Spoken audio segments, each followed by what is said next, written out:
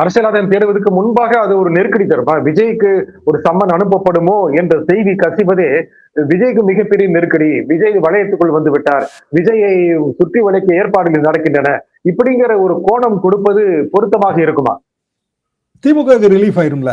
இது வரைக்கும் கரூர் சம்பவம் திமுக திட்டமிட்ட சதி, பாட்டிலுக்கு 10 ரூபான்னு பாட ஆரம்பிச்ச பிறகுதான் வந்து எல்லாமே நடந்துச்சு. இப்படி வரிசையா நிறைய குற்றச்சாட்டுகள் இங்க மதுரை ஹைகோர்ட்லயும் வச்சிருக்காங்க, சுப்ரீம் கோர்ட்லயும் வச்சிருக்காங்க. அதெல்லாம் இல்லைன்னு ஆகி போயிடும்.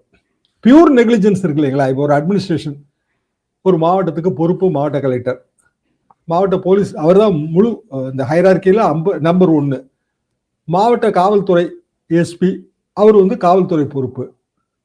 இந்த 2 பேரும் இன்னும் கொஞ்சம் திறம்பட செயல்பட்டு இருக்கலாம் அப்படின்னு குற்றச்சாட்டு பொதுவா வைக்கலாம்.